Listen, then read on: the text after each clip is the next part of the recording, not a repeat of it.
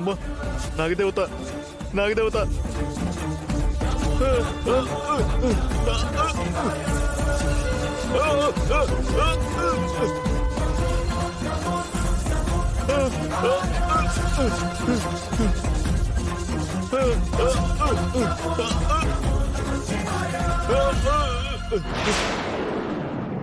అయ్యో ఏమైంది?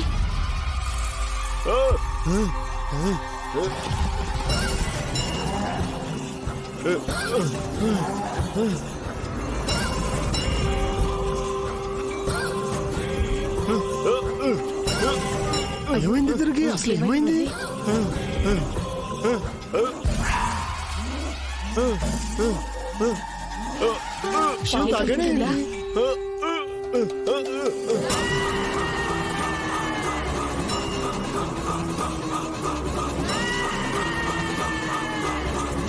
చూడండి ఎవరైనా. ఏమైందమ్మా తనకి?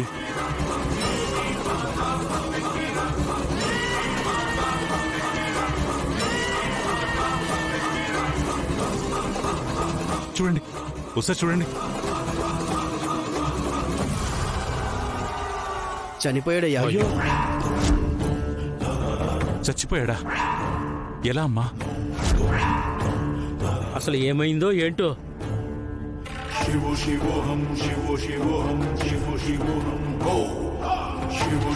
ఏం జరిగింది? అతను పాములో బుసలు కొడుతూ చనిపోయాడండి.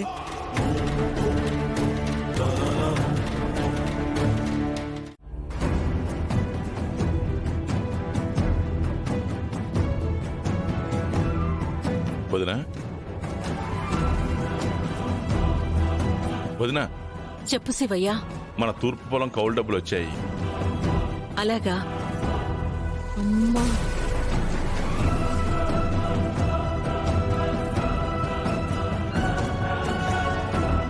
అక్కకిస్తున్నారేంటండి? అలా చూస్తున్నారేంటి?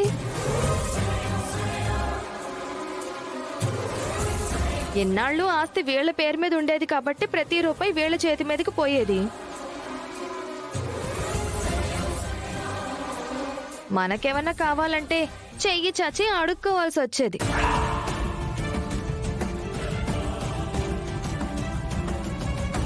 అలాంటి పరిస్థితి ఎప్పుడు రాలేదు కదా పార్వతి. ఇచ్చే వాళ్ళకి తెలీదక్క, తీసుకునే వాళ్ళకి తెలుస్తుంది ఆ బాధ.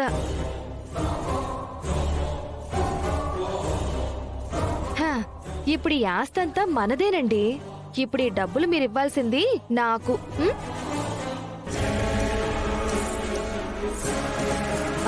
మీరు వాళ్ళకి గౌరవం ఇవ్వండి, నేనేమీ అనుకోను. ఇదిగో డబ్బులు మాత్రం నాకే ఇవ్వండి. అయినా ఆయన ఇస్తే మాత్రం నువ్వెలా తీసుకుంటావక్క?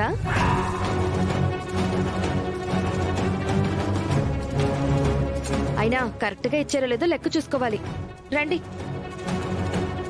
మీకు అసలే తొందర ఎక్కువ. రండి రండి. అక్క, ఖర్చులకు ఏమైనా డబ్బులు కావాలంటే మొహమాట పడకుండా అడుగక్క.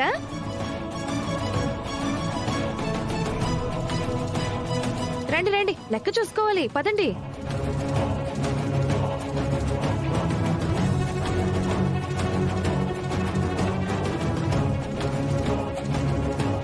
చెప్పాను కదండి, కొంతమంది స్వార్థంతో చేస్తున్నారని. మళ్ళీ వాళ్లే గుడి తలుపులు మోయించాలని చూస్తున్నారు. అందుకే సంప్రోక్షణ అయిన తర్వాత గుడికొచ్చి తీర్థ ప్రసాదాలు తీసుకున్న వ్యక్తిని ఇలా చేశారు. మళ్ళీ గుడి తలుపులు మోయిద్దామని చూస్తున్నారు. అది మాత్రం ఎప్పటికీ జరగదు. ఈ గుడి ముయ్యకపోతే ఇలాంటి ప్రమాదాలు ఎన్ని జరుగుతాయో. ఈ రోజు మొదలైన ఈ గుడి పూజలు నిత్యం జరుగుతూనే ఉంటాయి. ఈ గుడి తలుపులు మూయడం జరగదు. ఇది దుష్ట శక్తి చేసిన పని కాదు, ముమ్మాటికి మనుషులు చేసిన పని. రఘురామ్ గారు, మీ అమ్మాయికి గుండె ధైర్యం ఉండడం మంచిదేనండి, కానీ తన మాటల్లో వాస్తవం లేదు. ఏమంటున్నారమ్మా? మీ భర్తని పాము పెట్టి మనుషులు కాటేయించారా? నిన్న గుళ్ళో మిమ్మల్ని వాళ్ళ మనుషులొచ్చి చంపాలని చూశారా? ఈరోజు మనుషులే చంపేశారా? ఎలా మాట్లాడుతున్నావమ్మా?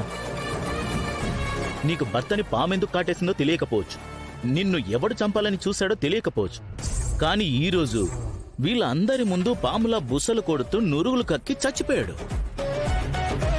ఏమయ్యా పెద్ద మనుషులు, ఆ గుడి తలుపులు తెరవడం వల్ల ఆ దుష్ట శక్తి ఇలా చేసిందని మన అందరికీ తెలుసు. మేడమేమో మనుషులే చేశారంటుంది. ఏది నిజమో మీరే చెప్పండి.